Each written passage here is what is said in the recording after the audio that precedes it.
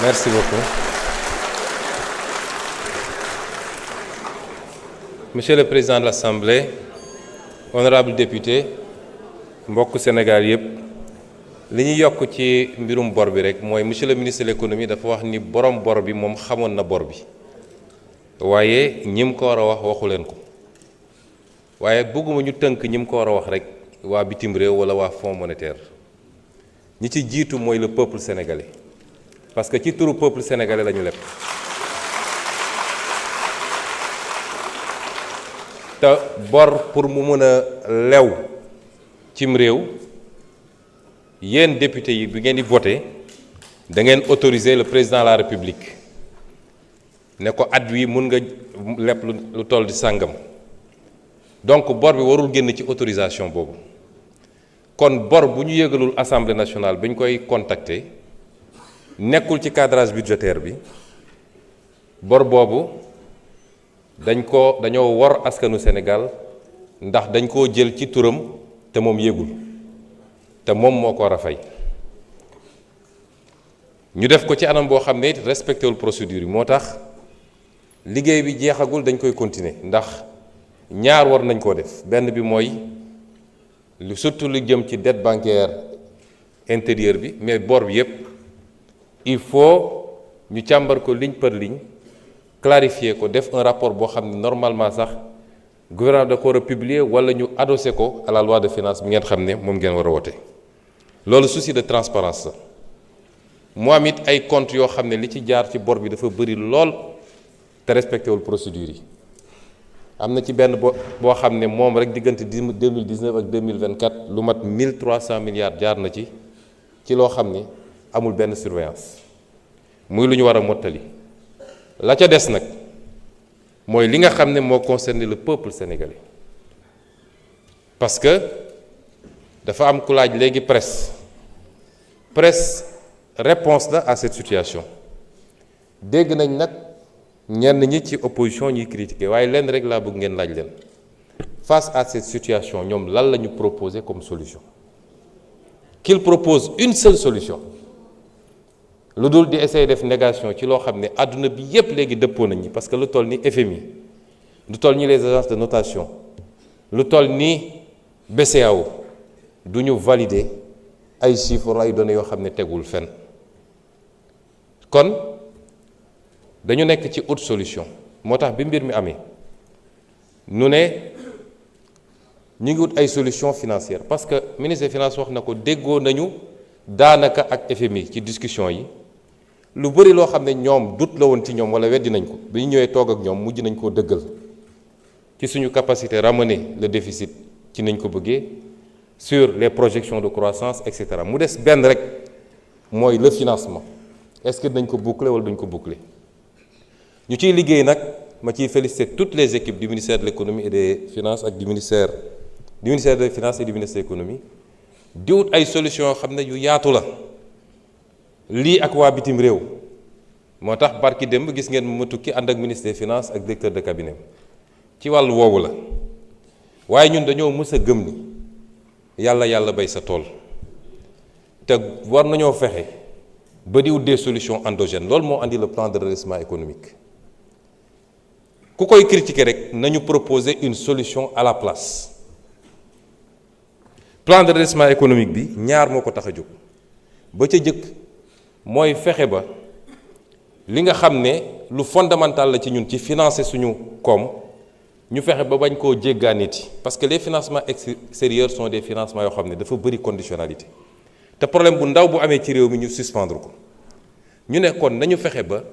yiy farata ci ñun ci suñu programme nañ ko utal financement moo tax soo seetee les 790 milliards yi ñu génnee ren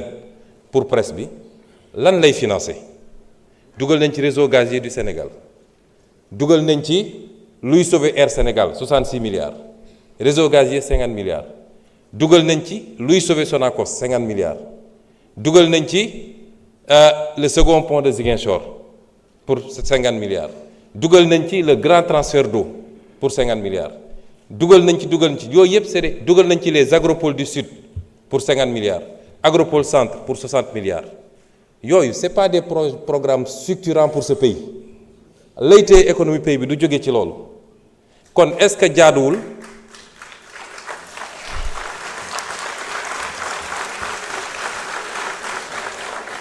jaaduwul ñu war a mën a demander au peuple sénégalais ñun ñëpp bëgg le bien-être du Sénégal état nag financement am du jóge ci poosu nit jógewul ci poosu président Bassirou jógewul ci poosu premier ministre mais financement état la ca ëpp ak noo mën a leb la ca ëpp mi ngi jóge ci contribution intérieure yi mi ngi jóge ci l'impôt gi état yépp nag ci àdduna ñun bokk nañ ci zone yu gën a néew taux de pression fiscale réew yu la gën a développé ñoo la ëpp taux de pression fiscale ñoo gën a mën a réclamer seeni population ñu fay l'impôt kon su dee dañu bëgg réew mi defaru soit ñu continuer ci maquillage bi ñu ne woon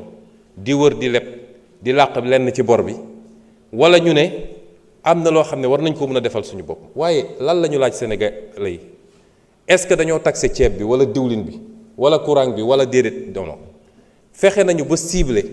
des types de dépenses yoo xam ne du ci dépense essentielle pour ki koy def loolu ci yërmande la ci ni ñuy taxé muy les jeux de hasard muy le tabac muy les boissons alcoolisées ak yeneen ak li nga xam ne effortu état bi la ci réduire le train de vie de l'état rien que ci arbitrage budgétaire ren bi man ak ministre des finances ñoo ci liggéey ak direction du budget plus de 280 milliards d'économies budgétaires ci li ñu wàññi ci séminaires yi ci voyage à l'étranger ci yenn ak yeneen pour mën a yokk capacité état bi loolu boo ko boolee dëxëñ ko yooyu yépp moo ñuy permettre ñu dégager des marges budgétaires waaye une partie du presse parce que 499 milliards moo jëm ci financer des projets sur les 790 milliards ak yu des la ca des dafa dem ci consolidation budgétaire bi ñu xool nu ñuy faire évoluer le solde budgétaire te soo seetee mi ngi jóge ci moins 81 milliards pour nekk tey ci presque moins 600 milliards ça veut dire que presse bi am na impact bu significatif ci li ñuy def kon temps bi du maye ma tënk li nga xam ne mooy impact presse bi parce que dañ cee liggéey ak le ministre conseiller économique du président de la République nga xam ne mooy coordonnateur bureau d'intelligence et de prospective li nga xam ne ci wàllu impact économique net détaillé contribution nette au PIB de 229 milliards représentant 1,6 de croissance supplémentaire loolu ci contribution économique la impact budgétaire et soutenabilité nette dina contribuer à la réduction nette du déficit public de 2,1 de pourcentage pour nous rapprocher des critères de convergence de l'UEMOA. Les recettes fiscales nettes supplémentaires s'élèvent à 392,6 milliards. L'épargne publique nette passe d'un déficit de 566 à 196 milliards.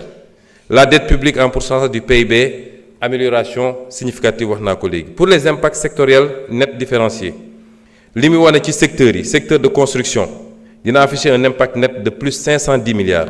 soit 7%. Secteur industriel 222 milliards, secteur énergétique 133 milliards, secteur télécommunication 63 milliards, secteur transport 50 milliards, secteur agriculture 42 milliards. Yooyu yëpp c'est des progressions sectorielles. L'impact sur l'emploi. Je vais y revenir. Ma yeggali peut-être série de questions bi, Monsieur le Président, honorables députés, chers membres du gouvernement, ci wax ni dafa am loo xam ne ci malhonnêteté la bokk. mooy di ut ñaari objectif benn bi mooy bëgg a def négation mooy weddi li fi xewoon yépp te mu andi problème yi ñu nekkee bëgg ne Sénégalais compteur bi day commencer à partir de 24 mars bi ñu falee président Bassirou Diomaye loolu ci malhonnêteté la bokk ndax bu ñu defee inventaire def état des lieux ne bor bi mi nga ca 119%. kuy gor rek war a wax ci situation réew mi da ngay commencer situation de référence boobu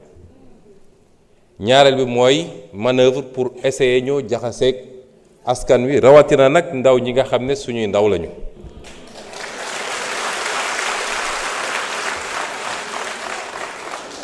moo tax ñuy wax ci li xew ci étudiants yi te gëmuñu ko moo tax ñuy wax ci li xew ci ambulants yi te gëmuñu ko waaye c'est peine perdue te bis bu ne ngeen jéem mu na sax am na député nag bu wax ba tudd naan ay yambar parce que suñu ñëwee fii dañuy essayer wax de gros mots pour que seen presse gaawantu titré tel député descend le Premier ministre. C'est de la cosmétique. Il faut être sérieux. Yambar mooy góor goo xam ne fu mu wax jooy kooku mooy Yambar.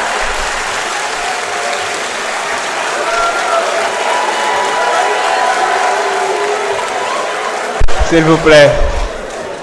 S'il vous plaît.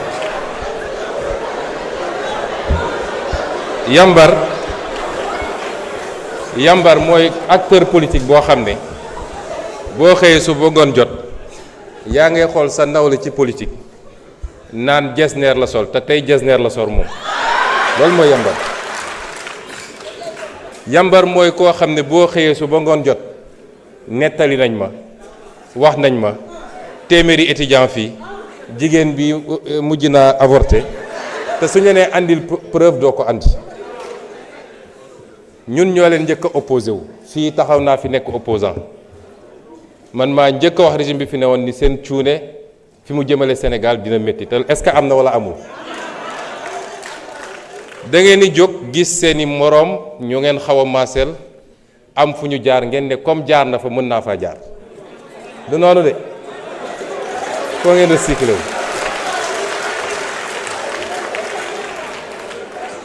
li jëm nag ci ambulant yi man digal bi ma jox ministre bi mooy lu ñuy def rek nañ ko def ànd ci yërmande parce que ñun ñëpp a bokk réew mi ambulant yi ñun ñëpp am nañ mbokk ambulant lenn la ma wax ne ma sooy wax rek ñaanal ma man lenn rek laa leen laaj mooy nañu bàyyi trottoir yi leneen lu dul loolu mën nañ ko muñ mën nañu naxante di mettre en place des solutions bokk na ci solution yi nga xam ne ci lu yàggul rek dinañ def première pierre bi bu soobee yàlla mooy centre commercial bi ñu war a transformer CICES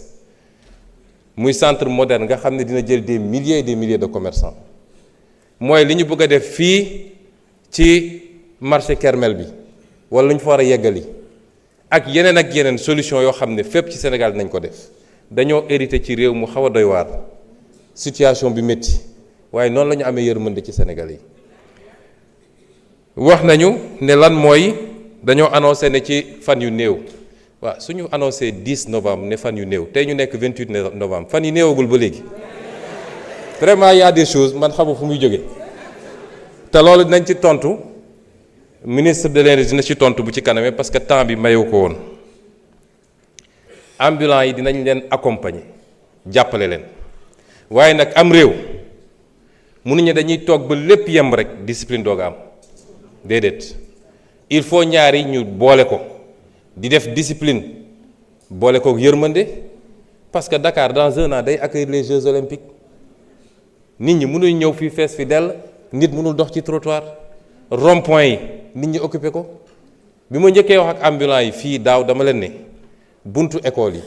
trottoir yi buntu poste de santé yi bàyyi leen ko la ca des mun nañu naxante ndànk-ndànk te dinañu continuer liggéey ak ñoom te dinañu mettre en place des solutions ci mandat bi ba ñëpp gis ni donte lépp matul am na effort yu bëri yu ñu def malgré la situation du pays. wax nañu ci lu jëm ci agriculture loolu liggéey bu rëy lañ ciy def parce que wax nañu performance su ren yi macha allah ñuy féliciter ministre bi ak secrétaire d'État bi ak tous les acteurs waaye li ñu war a liggéey ci mbay mi bëri na boo jël lu mel ni gerte bi. il faut je vais mettre en place dès la semaine prochaine comité pour ñu auditer subventions yi parce que subventions yi état bi dugal bëri na lool li ñu dugal ci engrais bi dugal ko ci intrants yi moo ëpp sax li ñuy jënd jee gerte bi may wax baykat yi ni suñu appliqué woon prix bi nga xam ne mooy prix marché bi gerte gi duñ ko jëndee 250 sax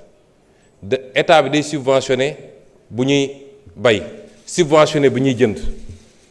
suñu appliqué woon prix bi dëgg-dëgg mooy lii am ci marché chinois wala li nga xam ne moom la Sénat calculé toutes les méthodes de calcul amul benn boo xam ne dépassé na 250 man maa jël d'autorité ne nañu continuer accompagner baykat yi accompagner industriels yi parce que dañuy def subvention 80 francs ci chaque kilo pour que industriels yi mën na compétitif parce que seen prix de compétence. Président, je vais utiliser le reste du temps pour répondre à quelques questions parce qu'on m'a dit qu'il y a une question sur l'enseignement supérieur et l'éducation qui devra être posée plus tard. Ça permettra au ministre ici présent de répondre plus amplement. L'honorable Ndeye Marie Sané a posé la question sur la réforme des institutions. Réforme boobu defe naa président de la République moom ci boppam moo woote woon li ñuy wax dialogue politique bi ñu defee dialogue politique ba pare ki nga xam ne moo ne woon facilitateur bi jox ko rapport bi mu jël rapport boobu daal ci taxawal benn kuréel boo xam ne ay borom xam-xam la jël pour ñu liggéey ci rapport bi traduire ko en mesures concrètes soit en proposition de loi en projet de loi wala les mesures réglementaires ci li ma xam kuréel googu pare na liggéeyam ba yéet na ko président de la République kon ci loxoom la nekk amaana ci fan yi di ñëw li mu ci war a def na ko ci def li war a ñëw assemblée ñëw ci yéen li war a jaar ci gouvernement conseil des ministres ñu jël ko comme acte réglementaire ak yeneen yu mel noonu waaye gëm naa ni yàggatul bu soobee yàlla. li dem ci reddition des comptes laaj nañu ndax lan moo waral lenteur yi nag dañuy xaaj ñaar ñi nga xam ne seen xam-xam dafa màcc jëm ci yoon dañ naan le temps de la justice ne peut pas être le temps des hommes ou quelque chose comme ça encore que la justice est supposée être faite par des hommes et pour des hommes mais am na lu yoon wax mooy traiter les dossiers dans un délai raisonnable lan mooy délai raisonnable nag lu ñuy apprécier la benn dossiers yi war nañ ko traiter avec rigueur et sérieux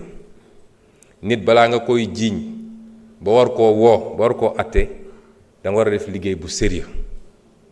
loolu ñu nangul ko magistrature wala justice ni que parax-paraxe dossier gaawantu jiiñ nit bëgg a régler des comptes ñun bokkul ci suñu programme kon dossier yëpp nañ ko def teg ko ci yoon muy le temps de l'instruction bi jaar yoon ñu am ay preuves yu leer nañ wala ñu ñàkk preuve ñu xam ni lii la waaye rigueur boobu ñu laaj ci traitement dossier bi dàqantewul ak célérité qui est un principe de procédure judiciaire parce que bu dossier gaawul tey bëri na ñoo xam ne ñu ngi leen jàpp te leen ay weer xanaa kay nit boo ko jàppee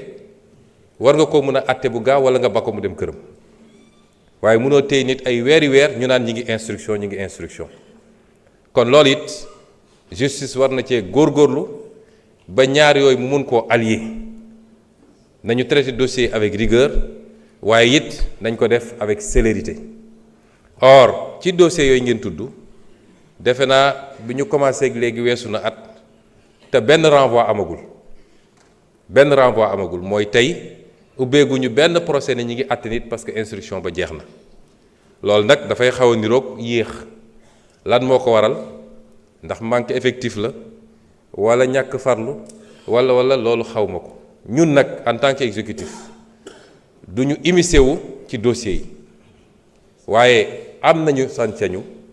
ñoon sax ñun la ko wax mooy ñun ñoo war a veiller au bon fonctionnement du service public de la justice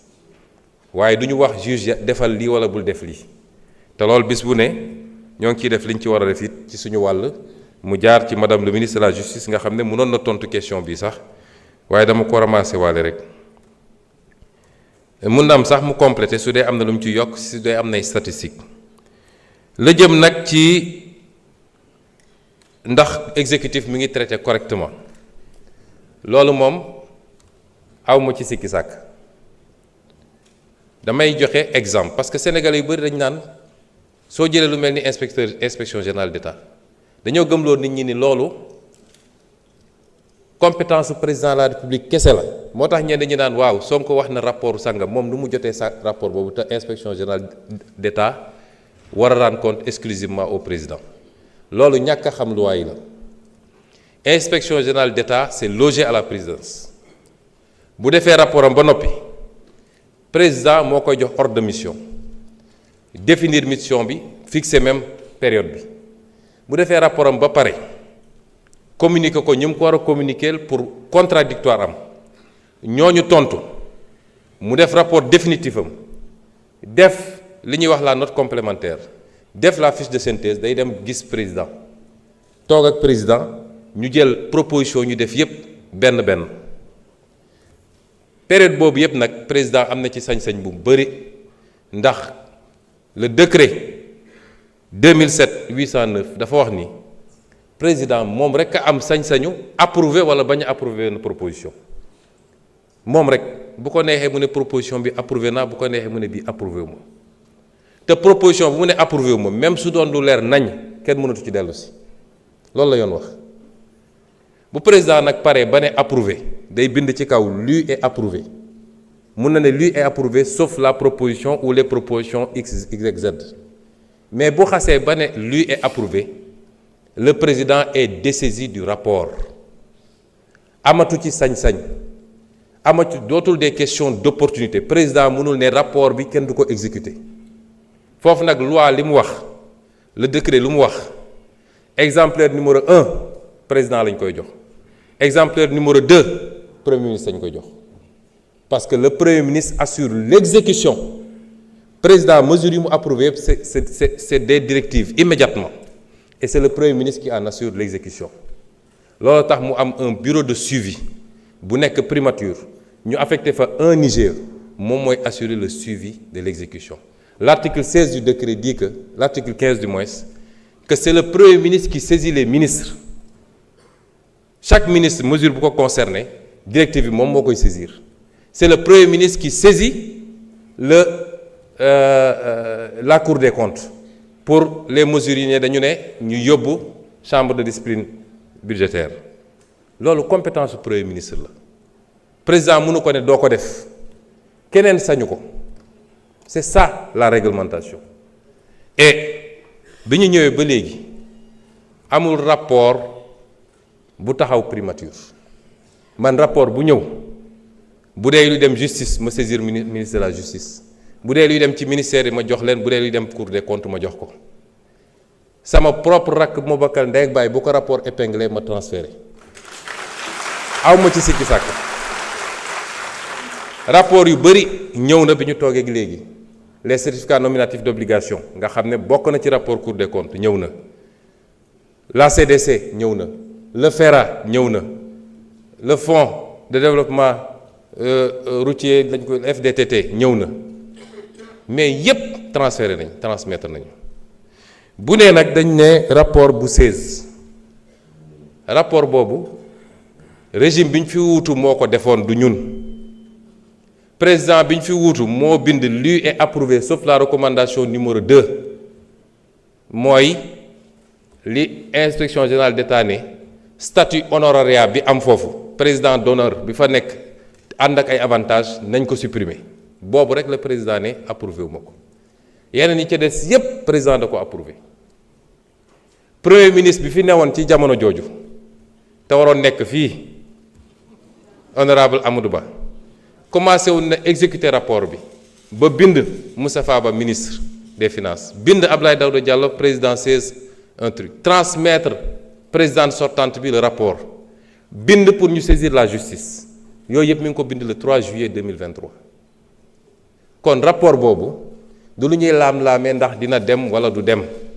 man nag continuité de l'état laa xam moo tax bi ma ñëwee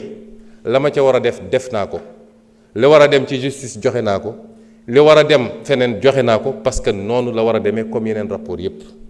kon amul lu ñuy téye ci rapport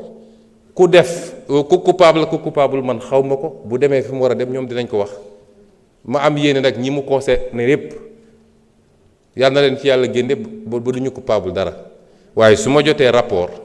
ñu ne jël nañu koppar bu toll noonu te jaarul ci fenn fu mu war a jaar sama obligation mooy ma transmettre ko te transmettre na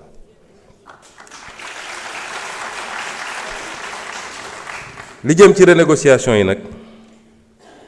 moom lu am solo la it ndax ñun dañ ko yàgg a wax ni niñ doon gérer suñuy ressources baaxul ak niñ ko pasare bi ñu commencé renégociation léegi su ma jëlee li jëm ci infrastructure yi rek niveau de surfacturation bu ñu découvrir en moyenne c'est 17% bu ñu defee moyenne bi ma def lu benn calcul bu ndaw boo jëlee montant total commande publique sur les infrastructures bu 2023 muy 1859 milliards bu 2024 di 1354 milliards bu doon da nga appliquer systématiquement la surfacturation dama bëgg sénégalais yi xam ni le combat pour la bonne gouvernance et la transparence c'est le b.a.-ba du développement parce que su ñu nee budget bi 6 000 milliards la ñu ne investissement yi 2 000 milliards la wala 1 000 milliards imaginez en moyenne 17% yoo xam ne ay surfacturation la te corruption ñëwagul boo ko jëlee ci 2023 rek c'est 316 milliards nga jël ko ci 2024 muy 230 milliards ñaari année yi rek mat na 546 milliards boo ko doon def projection te loolu benn rek la waxuma la les fraudes sur les exonérations waxuma la mais li xew ci réew mi su ko nit ñi xamoon man gëm naa ni minimum 40% du budget est détourné de son objectif dem ci ay postu nit donc le premier combat qu'il faut gagner c'est le combat de la bonne gouvernance ñu dugg ci nag sori ci may féliciter le comité bi ci liggéey am ci ay résultats yoo xam ne dinañ ci def point de presse spécialement ci li ñu renégocier lu ci bëri nag ñañ ko seqal d'accord nañu ni lii surfacturation la ba su am na ci ay yoo xam ne dañ koy delloosiwaat ci biir marché bi en quantité wala en qualité loo xam dañ ko ciy dugal mun naa jël ci wàllu éducation nationale benn marché rek am nañ ci 2000 classes de plus mun nañ ko jël ci wàllu enseignement supérieur léegi le ministre des infrastructures mi ngi may jox un certain nombre de choses yooyu dafa bëri nga jël le domaine des ressources naturelles loolu ñoo ko yàgg a wax te ñu ngi koy def commencé nañu ci cimenterie yi lañ ci gis doy na waar te waxtaan nañu ak ñoom ba kenn ku nekk bi ñu la exposé li ñu gis ba pare base renégociation yi mooy dina am loo xam ne tey ci li ñu jàpp ni manque à gagner la foog nga dugal ko ci budget état dina am loo xam ne da ngay nangu ñu aligner la tout de suite ci droit commun bi nga xam ne dootoo am exonération loolu rek c'est 300 milliards de gagnés par année loolu rek nga jël lu jëm ci wàllu phosphate bi noonu la demee ci mbirum ICS nga xam ne lañ fa gis jéggi na dayoo recevoir nañ leen fan yi ba tegal leen ne leen lii ak lii la ñu gis te faw rek ñu doxalee ko nii noonu la amee ci yeneen secteurs yépp yi ñuy renégocier le domaine de la santé les marchés des hôpitaux le domaine des infrastructures universitaires wax naa ko léegi liggéey boobu ñu ngi koy wéyal te yàlla may nañu ci pour le moment ñu am ci loo xam ne kawe na suñ njort wax nga léegi ba tudd nag rapport Petro-Tim loolu combat bu yàgg la su ngeen fàttali ko bindoon naa ci ab téere wax ji bëri woon na biñ ñëwee président ci boppam moom a njëkk a wax ni il faut ñu bind pour ñu ubbiwaat parce que dafa am ñaari procédure yu ci amoon ba ca njëkk gendarmerie la amoon ñu saisir ko ne rapport IGE bi fuité woon te ñu mujj koo réeral nañu def enquête ñaareel bi mooy bi reportage BBC amee coow li bëri ñu ne dossier bi mu am ñu déposer plainte contre X juge d'instruction jël dossier bi confier ko DIC boobu bu ngeen fàttali ko dafa aboutiroon à un non-lieu sous réserve de découverte d'éléments nouveaux biñ ñëwee nag ñu am yeneen information président ne nañu bind pour ñu reprendre dossier bi mu saisir ministre de la justice mu saisir procureur général mu saisir procureur ba ñu lancer dossier boobu ci diggante bi nag yàlla mi dara teewul may nañu dox ba rapport bi réeroon te loolu lu garaaw la ndax rapport entier ñu seyal ko rocci ko ci tout le circuit de l'IGE rapport boobu yàlla tegaat na ko suñu loxo te rapport boobu li mu wax ak li mu feeñal dafa garaaw moo tax base de travail la amaana dinañu saisir assemblée nationale mu ubbi ci commission d'enquête parlementaire amaana mun nañ ko delloo juge d'instruction procureur mu saisir juge d'instruction pour ñu réouvrir le dossier amaana waaye ak lu ci mun ci am base bu am solo la pour ñu mën a toog waxtaan parce que ki fi nekkoon président ba muy signer décret bi ci seen régime yéen monsieur Thioye la ñu defoon contrat bi ñu toogee ñu saisir IGE ki fi newoon saisir ko ne ko yaa corruption sur la base de la dénonciation de Tullow Oil. IGE commencé liggéey bi ci diggante bi xam ngeen li ci xew yépp ba mu wëlbatiku gaaw signé décret bi sur une base illégale te décret boobu ci rapport Cour des comptes dañu ne nañu rapporter direct décret bi. Vous avez encore 3 minutes. C'est bon. Merci.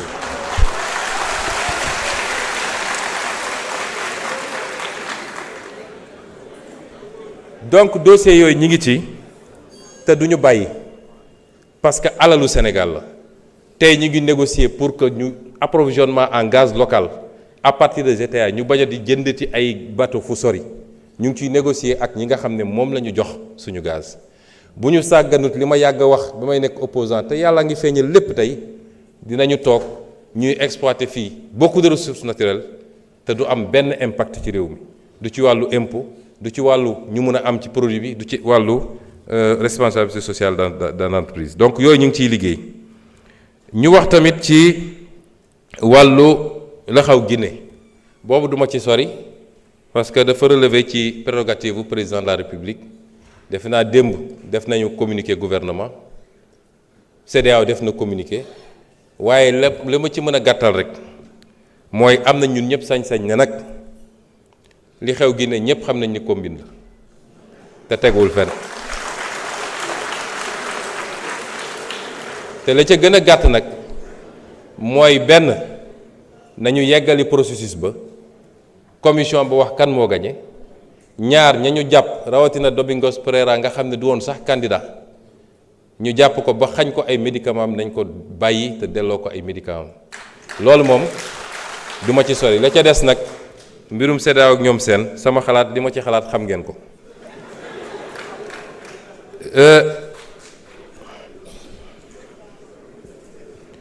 erreur sur la dette monsieur Thioye dafa wax ni moom dafa am conviction ni am na erreur sur la dette extérieure ba pare ne gouvernement bi na ko prouver déet yow yaa koy prouver yow mi ne am na erreur gouvernement bi joxe na ay chiffres am yow mi ne chiffres yi baaxul yaa ko war a prouver parce que Sénégal nag dafa neex gouvernement bi nee na lii la Cour des comptes ne lii la yow soo nee du loolu yaa war a andi preuve bi mais c'est pas nous et sur la dette bancaire intérieure am na lu ma mën a partager ak yow dette boobu moom faw ñu gën cee xuus te chaque jour ñu am ci discussion démb rek avec le ministre des Finances on en a longuement discuté te moo wax naa leen ni l'IGE a rendu son rapport sur les CNO nga xam ne ñoom rek c'est 500 et quelques milliards sur la dette intérieure ak yeneen loolu laa wax léegi sama première prise de parole que dinañ ci xuus nañ ko xóotal foofu ànd naa ci ak yow wax nga ci lëm jëm ci UVS ma d'accord ci ak yow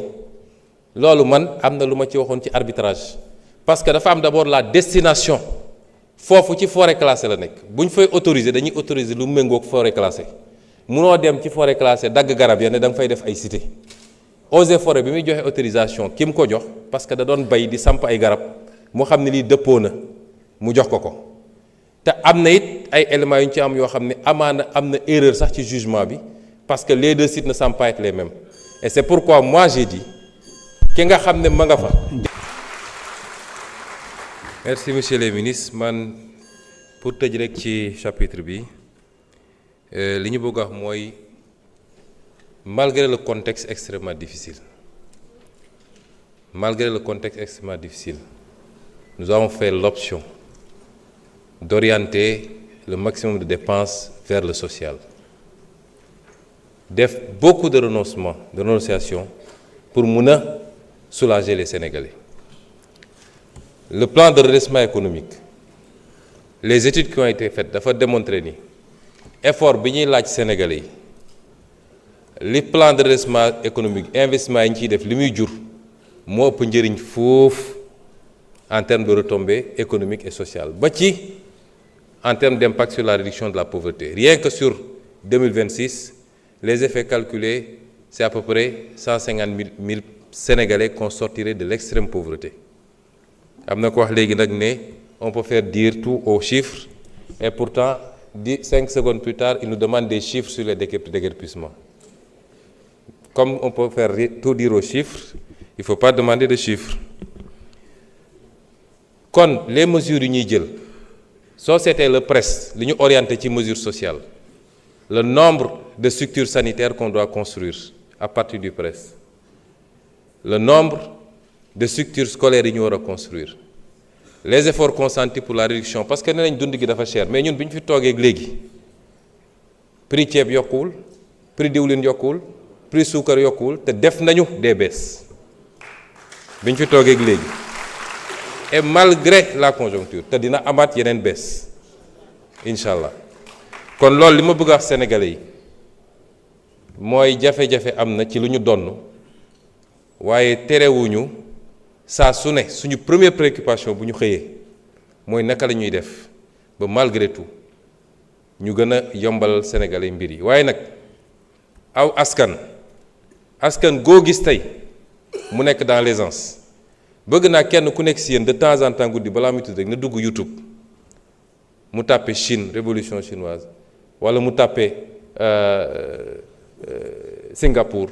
wala mu tàppe Malaisie wala fu mu munti tàppe rek mu déglu mu xool le changement structurel des sociétés du lu yomb bi may nekk opposition je disais il faut qu'il y ait une génération avec une masse critique qui accepte de se sacrifier pour ëllëgu réew mi mënul yombee noonu et nous en tant que leader politique parce que dafa am loo xam ne ci leadership politique la bokk mooy nga mën a ànd ak saw askan Churchill bañ ko nommé premier ministre la leen wax digguma leen lu dul ñaq ak deret parce que pleine guerre la woon nga wax loolu sa askan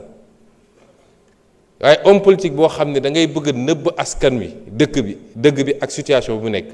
mooy andi nag bëgg lu fees bëtu nit ñi nga dem di wër di leb di ko làq ba mu andi ñu fii dañu toll moment choix où le peuple sénégalais doit choisir ban type de leadership la bëgg ku koy wax dëgg même bu dee jafe naa dégg ne ko nag kaa ñu ànd uti solution te soxlawu ma ci jara du am luy dugg sama poos du am lu may randal wala koo xam ne day ñëw ne ko ëllëg ma àndil la jant bi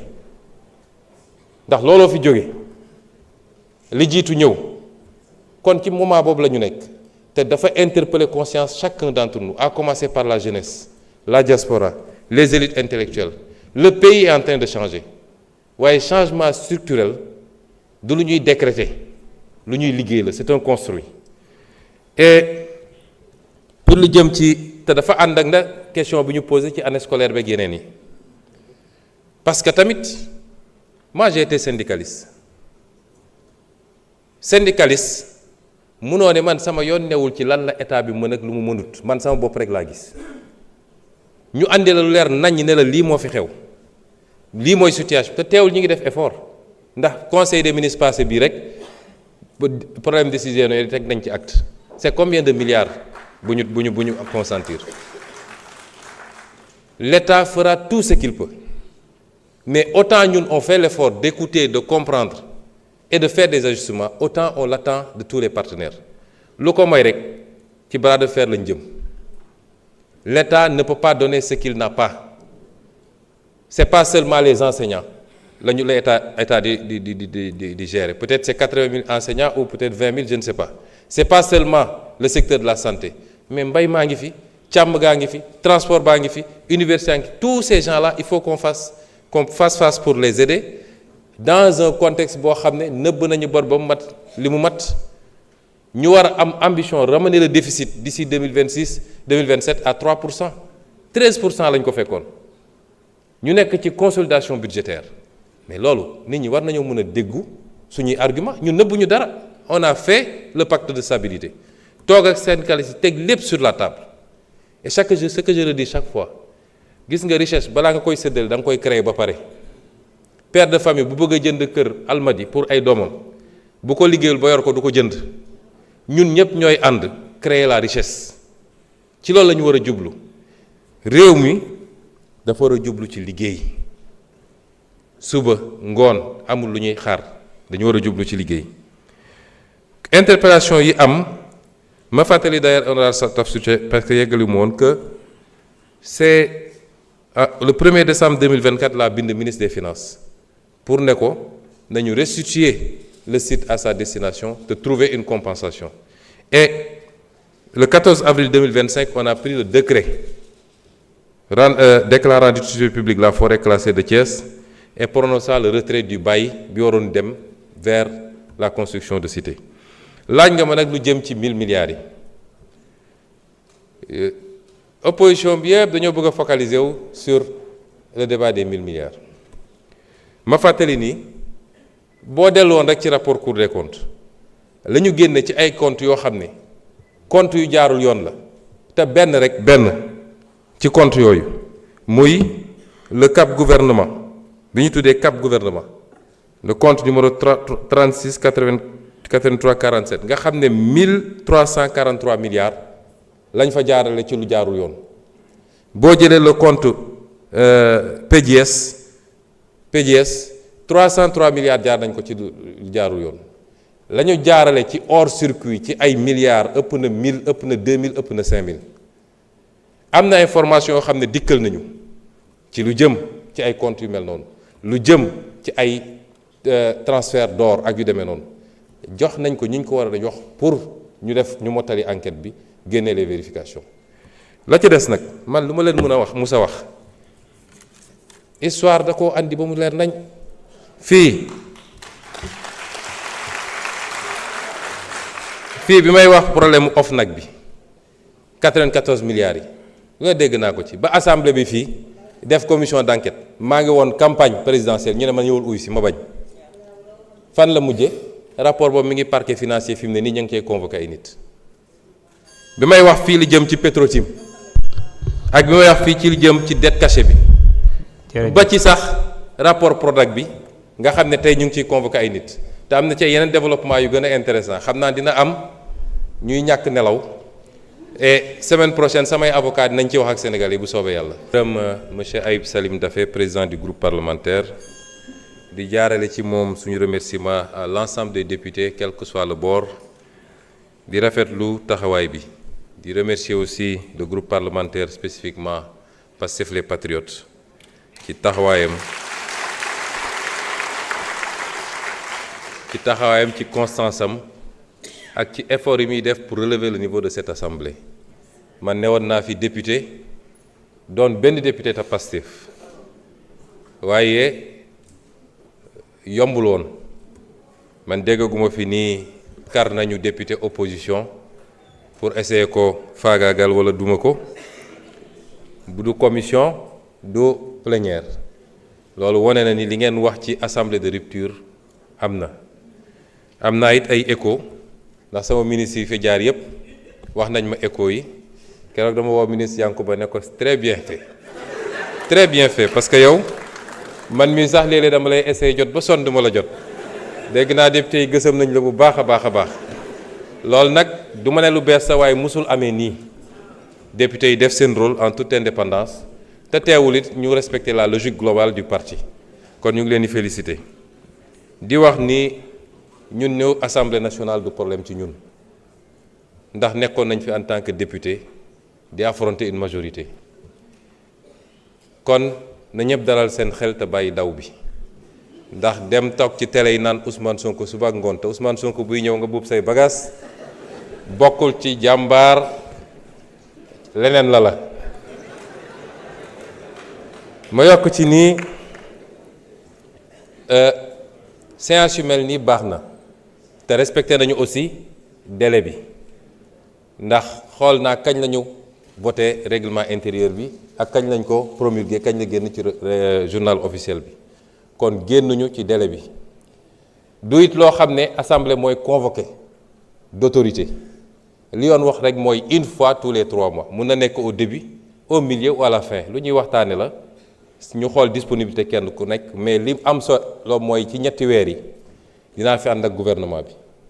du question d'actualité aussi au premier ministre texte bi waxul premier ministre dafa ne le gouvernement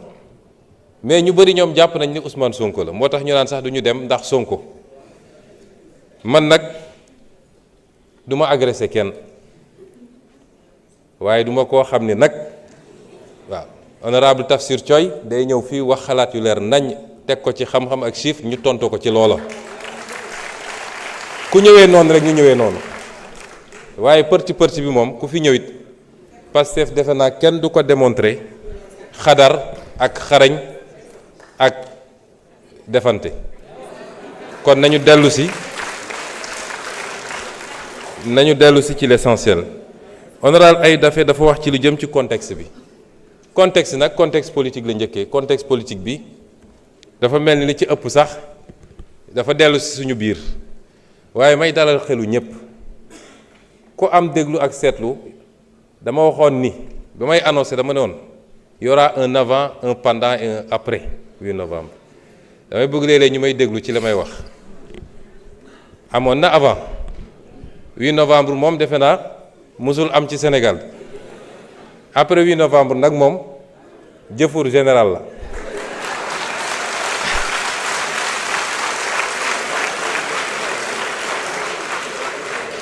waaye ñu dalal xelu nit ñi ni loolu dafa amoon benn nécessité il y avait un besoin de clarification léegi les choses sont claires loolu rek la woon besoin de clarification la woon et il fallait ñu poser acte yuy pousser à la clarification les choses sont claires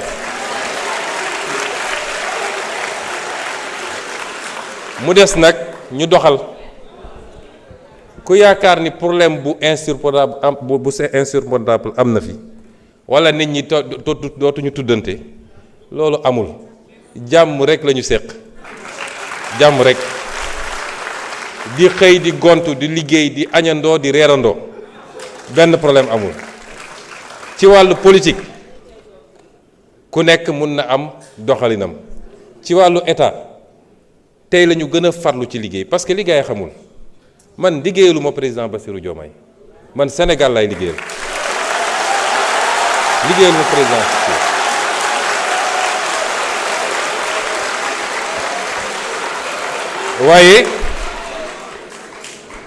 waaye liggéey gi may liggéeyal Sénégal dafa nekk ci kilifteefu président Bassirou te ci mandaam lañ koy comptabiliser kon lépp lu ma jàpp ne lii njëriñ la du ma ci xaar président Bassirou lépp lu ma yaakaar ni lii safaan wala du ma ci xaar président Bassirou moo tax contexte politique mënul am impact ci suñu xëy ak suñu gont ak suñu liggéey te tey séance bi wan na leen ni tey la ñu gën a farlu ci liggéey bi pour réussir le projet qu'on a promis aux Sénégalais su jëmee ci contexte régional bi gis nañ li fi xew semaine passée bi ñu nekkee ci tukki bi ministre des finances nga fa woon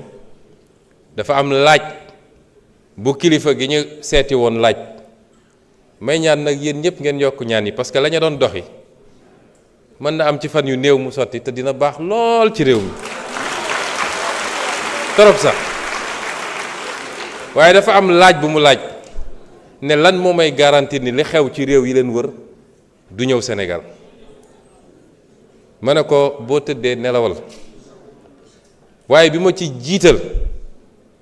te ma bëgg ñun ñëpp ngeen ànd féliciteel ma bi ma ci njëkk a jiital mooy ñun dañoo am ay forces armées yoo xam ne bokk ñokk gars yi ñun li ñu am booy xool li xew fépp dañu war a dellu sant yàlla bi mu ñu joxee armée bi mel nii dañ ko war a sant yàlla muy armée boo xam ne jaxasoowul ci mbirum politique waaye mat na liñ ko doyee pour sécuriser le territoire national moom ak toutes les forces de défense et de sécurité ñu boole ci am askan woo xam ne du askan bu ñuy nax moo tax léeg-léeg nit ñi nekk ci rajo yi télé yi mbër ba jàpp ni nag askan wi génn na ci Ousmane Sonko bàyyi na président Diomaye ñu ne kon nañu accélérer bu ñu ñëwaatee nag gis lu raw lañ daan gis askanu Sénégal du askan bu ñuy nax moo tax xeetu politique bu bees gi mooy jàkkaarloog askan wi di leen wax dëgg saa su ne loolu ñi nga xam ne politique tappale la ñu xamoon ils sont complètement dépassés moo tax li leen dese mooy di fay ay nit pour ñu wax ju ñaaw le message nag mooy li may wax Sénégalais yi mandat bi mandat wu réforme la mandat bi réforme li ci jiitu mooy ñu xoolaat suñu bopp par rapport ak valeurs yi ak jikko yi le capital humain réew jikko ak valeur moo koy tabax. Singapour bi ma tudd léegi benn île bu ndaw la boo xam ne matul sax benn région Sénégal amul or amul diamant amul dara waaye ci ko modifié bi mu ñëwee dafa ne may njëkk a commencé mooy valeurs yi ak jikko yi mooy la discipline mooy le respect de la règle mooy l'éducation moom foofu la njëkk a commencé tey ci réew yi gën a développé ci àdduna la bokk li Sénégal am Singapour amul toq bi kon li ñuy wax ci discipline defuñu ko pour réprimer wax naa léegi ministre bi waroon nga wax ci mendicité bi aussi ndax du rek ambulant yi waaye mendicité bi ak yeneen defuñu ko pour réprimer te dinañ ci ànd ak ay mesures d'accompagnement waaye li ñu bëgg a xamloo Sénégalais yi lii yëpp dal ñu lan moo ko andi discipline bokk na ci yow lii dañ la koo dénk askan wee ko moom bu ko jël du ko digal sa poos bu ko jël di ko yóbbu ci ay compte ñu delloo ci xelu nit ñi ni xaalis dañ koy liggéey kenn du ko lijjanti. Premier combat bi mooy ñu dem ba képp ku ñu investir d'une fonction publique moo xam fonctionnaire nga moo xam décideur politique nga dootoo ñemeeti jël fistine boo moomul fii rek egguñu foofu rek li waroon tabax hôpitaux yi li ñu waroon tabaxee 100 hôpitaux 10 hôpitaux lañ ciy tabax. loolu bokk na ci facteur de sous-développement te loolu bokk na ci l'un des grands combats de ce chantier de ce mandat dellu ci valeurs yi ak jikko yi ñaareel bi mooy ñu partager une vision économique lan la ñu bëgg a def ci réew mi chaque jour ñu ngi expliquer pourquoi ñu ne priorité réew du dem tabax ay forcément ay immeuble ay autoroute waaye tabaxal lii téye koom réew mbayu réew ma fan la toll. napp gi fan la toll càmm gi fan la toll ressource naturelle réew mi est-ce que téye nañ ko ci réew mi est-ce que ñi ngi fexe transformer loolu mu andi valeur ajoutée moo gën ñu koy bàyyi mu génn brut loolu bokkul ak li fi daan am donc option yi bokkul kon effort yi ñuy réclamer peuple bi c'est pour aller d'un point bi ñu fekk réew mi mais lii ñu wax nii buñ ko réaliser defe naa coow li yépp ñuy wax ci jafe-jafe yeeg emploi jeunes yooyu dootu fi am. mais loolu pour ñu avancer il faut ñu partager gis-gis bi te il faut que ñu fexe ba instaurer ce débat là mu doon le débat prioritaire fii waaye débat xëy su ba ngoon jot am Sonko andil Ousmane amalul njëriñ réew mi nañu wax lan la président Bassirou Diomaye ak gouvernement am di def ci mbay mi ci càmm gi ci napp gi lan la ñuy def pour téewaat suñu réew moomaat ko loolu moo ëpp solo que débat yooyu ñuy am kon peuple bi ci boppam mu war a affranchir bu dee lenn ci médias yi ak réseaux sociaux yi buggu ñoo topp loolu peuple bi moo war a am ful la boppam daal di dellu ci ses orientations soo déggul loo xam ne jëm na ci liy farata liy njëriñu réew mi nga romb loolu dem toppatoo farata parce que booy déglu léegi Sénégal nga tukki tuuti da nga naan mais ñun dafa li am Sénégal amul fenn amu ko. te ñëpp laa wax nag ku bokk ak man ak ku bokk ak keneen man sama discours musul changer nañu dellu si ci valeurs yooyu c'est extrêmement important te loolu c'est l'un des éléments importants de ce mandat. Ce mandat est celui de la refondation patriotique, les valeurs humaines, le capital humain, la souveraineté, mais également les réformes institutionnelles et politiques am na ko laaj léegi pour gën a dëgëral et stabiliser. Les options économiques claires mais surtout te loolu lu am solo la ñun ñiy jiite il faut qu'on soit irréprochable aw askan munoo ko woo ci direction bu dee yow jiituloo ko fa moo tax la reddition des comptes la fa daan am régime bu ñëw ñu yëkkati ko quelques jours jàpp benn wala ñaar bugg émissaire après mbiri ndax saay loolu mënatul am du soxar du fayantu waaye c'est une demande forte du peuple sénégalais qui a suffisamment subi moo tax nous veillerons à ce que ñu doxalee ko ni ñu ko war a doxalee ba képp koo xam ne def nga te mu am ay preuves yu def nga lay ak peuple sénégalais ku deful ñu bàyyi la nga ñibbi waaye ñun ñi nga xam ne ñun yàlla dénk tey ma dellu waxaat ko du ay menaces du dara ku ci yàkkamti wala nga dugg ci logique politicienne mooy jàpp ni il faut ma dajale xaalis pour dem uti ay base politique ba laal la waruta laal doo ci mucc yow it parce que fii amul kumba am ndey kumba amul ndey. On appliquera la même rigueur. Enfin yi nga xam ne c'est les grandes orientations li ma bëgg a gëm lu peuple bi xam ko mooy conviction. Man dugguma politique pour am dara soxlawuma dara ci politique man conviction ma dugal ci politique. ku may woteel da nga may woteel ci base boobu bu dee li may wax doyu la wala gisoo sa intérêt mun nga woteel keneen waaye ni ma meloon démb ci opposition na la defe naa Tafsir Thioye posé na question bu mel noonu la raison d'état ou yu mel noonu li ma gëm mooy yow mi ñu dénk yaay jox état bi contenu ci jamono ju ñu fa nekk. Ça veut pas dire qu'il faut être rigide mais dafa am des fondamentaux ci li nga yàgg wax ak askan wi ba ñu dégg ko nga ne lii laa gëm lan moo mën a justifier nga ñëw nekk ci pouvoir di changer loolu.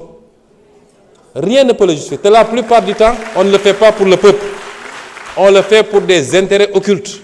On le fait parce qu'il y a des pressions de lobby. On le fait parce qu'on a ses calculs personnels. Mais on ne le fait jamais pour le peuple. Et c'est pourquoi man li ma gëm mooy la raison d'État. C'est la raison de celui qui incarne ou ceux qui incarnent l'État par rapport à leur combat politique, par rapport à leur doctrine, par rapport à li ñu wax ak réew mi pendant tout ce temps-là. C'est ça la raison d'État. Et la souveraineté, lu am solo la. C'est au nom de cette souveraineté que je considère moi-même que réew boo xam ne Sénégal seq na ak yow réciprocité dafa war a am waxoon naa ko fii ci visa yi te ñu ngi ciy liggéey noonu laa koy waxee ci extradition réew bu téye un fugitif sénégalais ne du ma extrader li nga fi am di demander extrader du ma ko extrader je ne le ferai jamais. Et le principe de souveraineté également est important. loolu daal laay wax ci appel qu'on reste nous-mêmes rawatina yéen patriotes yi bu ñu pouvoir soppi lañ doon woote démb ak barki démb nañ ci continuer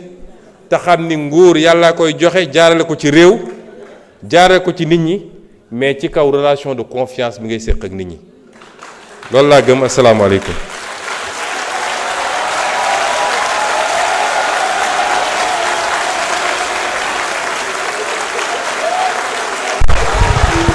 Merci. Merci beaucoup.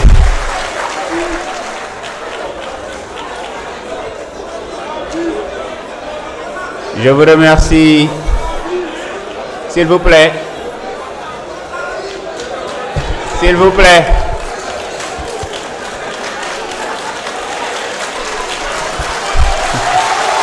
Merci beaucoup.